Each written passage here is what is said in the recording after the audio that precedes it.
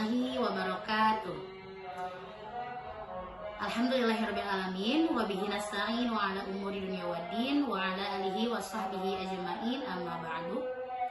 Bertemu lagi dengan saya Hera Nurzakiyah Al-Mahmudah, mahasiswi pasca sarjana Universitas Kiai Haji Ruhiyat Cipasung, Prodi Manajemen Pendidikan Islam. Alhamdulillah, pada saat ini saya sudah bersama Ibu Hajah Neneng Nur Laila. Untuk itu kita sama-sama mendengarkan kurikulum vitae daripada Ibu Hajah Neneng Nur Laila. Nama Ibu Hajah Neneng Nur Laila MPDI, lahir di Tasikmalaya pada tanggal 3 September 1966. Saat ini berdomisili di Pondok Pesantren Cipasung. Pendidikan yaitu pertama MI Cijuhung Sukaratu pada tahun 1974 sampai 1980.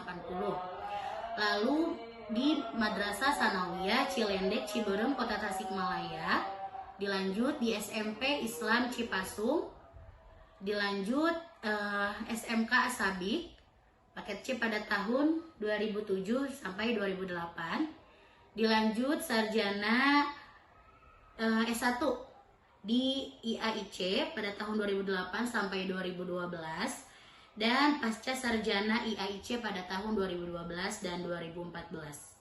Pengalaman organisasi Ibu Hajah Neneng Nur Laila yaitu 1. Pengurus Patayat NU Kabupaten Tasikmalaya pada tahun 1990 sampai 2004. Ketua YKM NU Muslimat NU Kabupaten Tasikmalaya pada tahun 2005 sampai sekarang.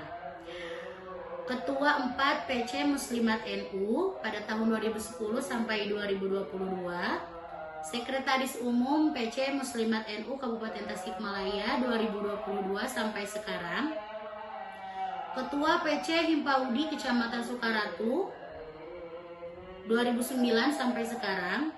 Ketua Bidang Humas Kerjasama Pengurus Daerah Himpaudi Kabupaten Tasikmalaya 2013 sampai sekarang. Ketua Komisi Pemberdayaan Perempuan dan Perlindungan Anak MUI Kabupaten Tasikmalaya 2021 sampai sekarang. Pengurus Forum Komunikasi Kepala Sekolah SMKS Bidang Humas Kerjasama bidang humas kerjasama 2 periode sampai tahun 2022. Bendahara Umum MKKS, SMKS, SMKN Kabupaten Tasikmalaya 2020 sampai 2023, dan yang terbaru Ibu Hajah Neneng Nur Laila sebagai Ketua PD Himpaudi Kabupaten Tasikmalaya, menjabat dari tahun 2024 sampai 2028. Pengalaman beliau di dalam dunia pendidikan ini sungguh sangat luar biasa. Dimulai dari ibu menjadi pembina Asrama Putra Al-Jihad Pondok Pesantren Cipasung 1996 sampai 2002. Pengelola PAUD Bias Al-Badriyah 2006 sampai 2007. Pembina Asrama Putri Raudatul Banat II dari tahun 1990 sampai sekarang. Guru PAUD Bias Al-Badriyah, Guru PAUD Bias Ar-Rizki, Ketua Pengelola PAUD Bias Ar-Rizki, Guru Keagamaan di SMK Ar-Rizki Bina Insani dari tahun 2010 sampai sekarang, serta menjadi Kepala Sekolah SMK Ar-Rizki Bina Insani. Menjadi guru ngaji di Asrama Putri Raudatul Banat II Pondok Pesantren Cipasung, guru ngaji di Asrama Putra Al-Jihad Pondok Pesantren Cipasung dari tahun 1990 sampai sekarang, dan menjadi pengurus Pondok Pesantren Cipasung bidang Majelis Taklim 2022 sampai sekarang. Dengan dibacakannya tadi kurikulum vitae dan pengalaman beliau di dalam dunia pendidikan, kita bisa tahu beliau sudah sangat lama berkecimpung di dunia pendidikan.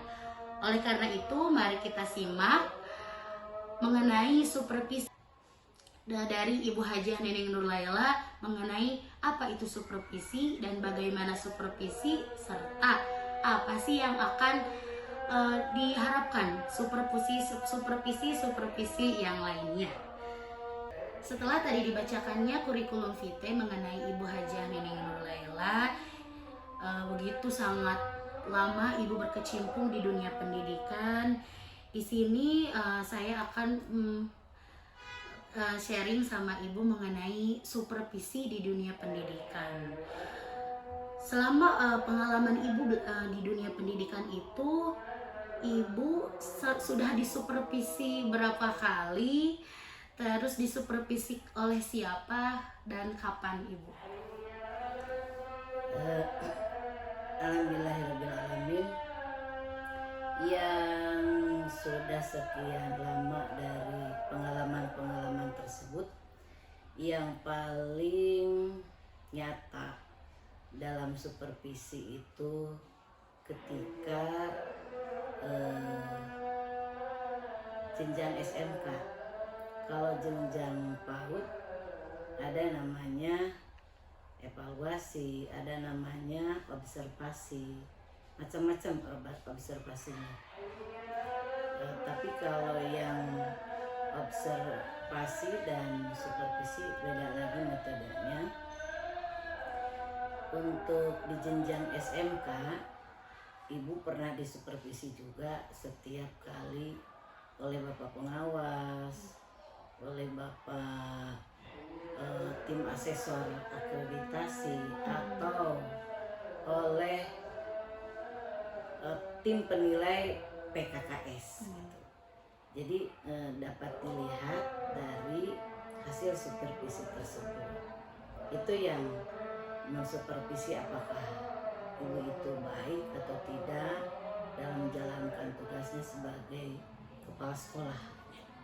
Kalau sebagai kepala sekolah, kalau sebagai guru itu oleh guru agama, mungkin kalau guru agama, kalau guru ngaji itu oleh pimpinan pesantren, pembina pesantren, benar atau tidak untuk melaksanakan pembelajaran itu oleh mereka. Kalau kepala sekolah oleh pengawas, pembina, dan ibu juga selalu melaksanakan supervisi kepada guru-guru yang ada di bawah naungan ibu sebagai kepala sekolah SMK Arifin Ihsan. Selanjutnya ibu mengenai supervisi yang menjadi momok menakutkan. Itu bagaimana, kenapa bisa dirasakan oleh seorang guru? Kenapa supervisi itu menjadi momok menakutkan, terus menjadi rasa deg-degannya ada gitu? Itu kenapa gitu? Kalau mereka tidak siap pasti seperti itu. Gitu. Tetapi kalau mereka benar-benar Bapak Ibu guru melaksanakan tugasnya sebagai pengajar dan mengikuti aturannya, kemudian mengikuti tupoksinya, insya Allah tidak akan merasa takut atau merasa keringat datang banyak gitu ya. Tetapi kalau mereka sudah terbiasa melaksanakan alur pembelajarannya, karena di saya itu di SMK adalah supervisi pendidikan, pasti mereka itu tidak apa-apa karena mereka disupervisi ya seperti biasanya gitu, tidak diada-adakan. Mungkin kalau mereka tidak melaksanakan, pasti mereka itu merasa tidak nyamannya banyak gitu. Kalau mereka tidak mengikuti alur gitu, tidak ada perencanaan yang matang, tidak ada buku pedoman, tidak ada pedoman, pasti mereka akan seperti itu. Menurut ibu sendiri, supervisi itu lebih ke memeriksa kah, atau mengobservasi, atau mengawasi, atau ketiganya itu mencakup dalam supervisi? Itu semuanya pasti mengawasi, memeriksa, mengobservasi, meneliti gitu. Apakah Bapak Ibu guru itu benar melaksanakan mengajarnya gitu. Itu karena didasari dari format supervisi. Setelah tadi yang ibu katakan pernah di supervisi, terus ibu mensupervisi guru-guru di sekolah, coba ibu ceritakan sedikit mengenai bagaimana ibu disupervisi, terus ibu mensupervisi guru-guru yang lain? Ibu disupervisi oleh bapak pengawas. Sebelumnya dikasih tahu, Bu Haji, esok lusa atau tanggal sekian akan saya supervisi kepada ibu. Kata ibu bilang kepada bapak pengawas atau KCD atau siapa kalau di SMK, oh mohon bapak, terima kasih atas apa yang disampaikan. Insya Allah akan menjadi motivasi bagi saya. Kemudian ibu kalau untuk ibu sebagai kepala sekolah kepada guru-guru, karena sudah terjadwal tentang supervisi kepada bapak ibu guru, supervisi pendidikan itu supervisi akademik, disampaikanlah misalkan semester pertama, kemudian atau di tahun ajaran baru guru-guru itu semuanya harus membawa dokumen-dokumen gitu ya, dokumen-dokumen yang harus dipersiapkan untuk melaksanakan pembelajaran. Nah, di supervisinya paling 2 bulan berikutnya, kemudian 3 bulan, kemudian 1 semester gitu. Nah, mereka itu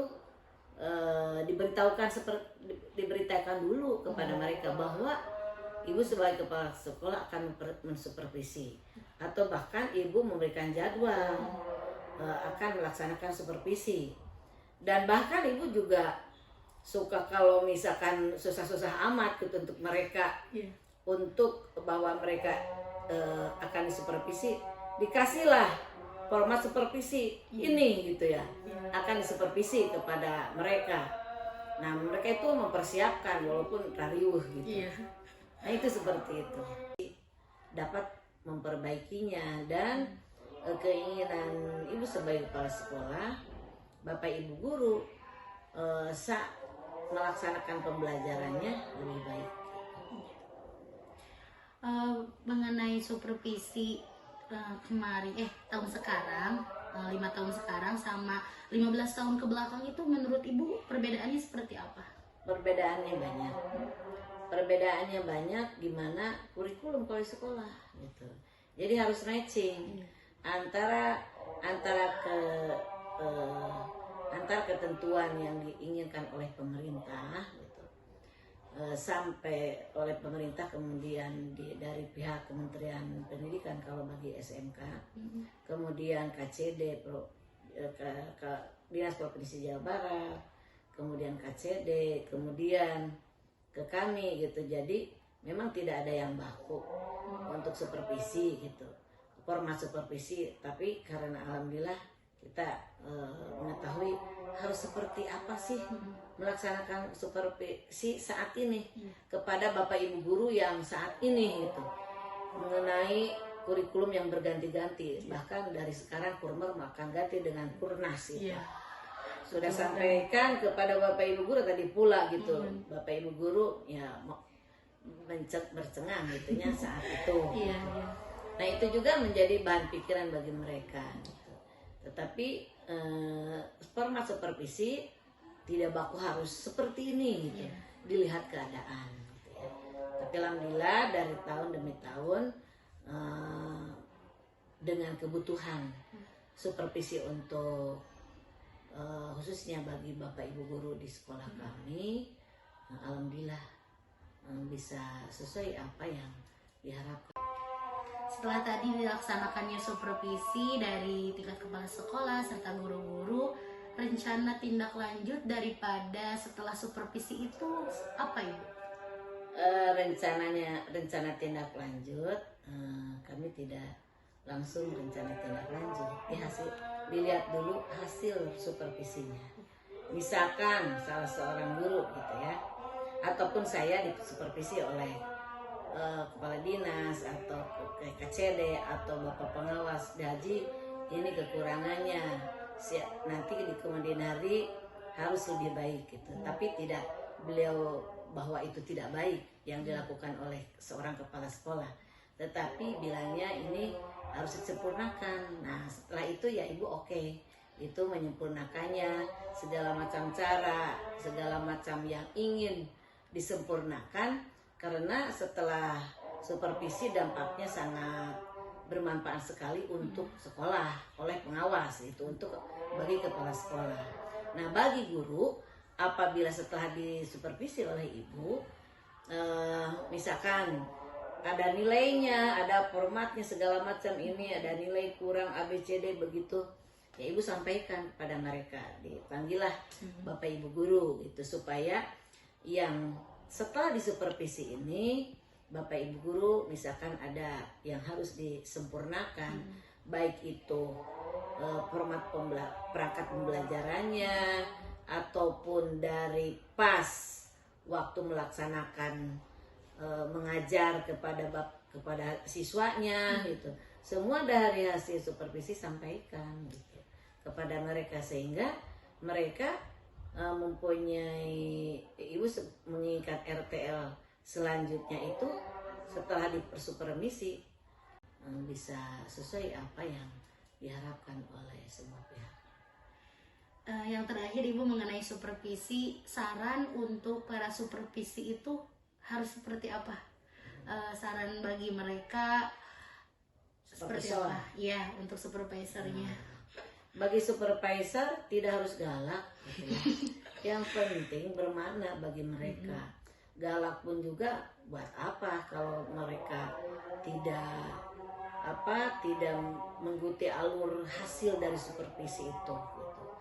Yang utamanya hasil dari supervisi, yang disupervisi itu menjadi lebih baik gitu, keinginan kita, keinginan perusahaan atau lembaga ya, dilihat dari keadaan bagaimana bawahan-bawahan kita itu setelah disupervisi dampaknya bagus atau tidak gitu, apakah sama dengan keinginan yang jadi supervisornya gitu. Nah itu mungkin yang kalau untuk keinginan sebagai yang dampak setelah melaksanakan supervisi. Itu mengenai supervisi, bisa sangat bermanfaat sekali supervisi itu di dalam dunia pendidikan, penilaian, evaluasi untuk para guru dan para tenaga pendidik di lingkungan pendidikan. Terima kasih, saya bersama Ibu Hajah Neneng Nurlaila. Beliau sangat amat luar biasa, sudah sangat lama berkecimpung di dunia pendidikan, yang sudah sharing ilmu mengenai supervisi pendidikan. Terima kasih. Saya Hera Nurzaki Al-Mahmudah. Terima kasih Ibu atas waktunya bisa sharing ilmu mengenai supervisi. Amat sangat bermanfaat dan amat sangat informatif bagi kami yang akan terjun di dunia pendidikan. Mudah-mudahan Ibu senantiasa sehat selalu dan selalu ada dalam lindungan Allah Subhanahu wa taala. Terima kasih Ibu.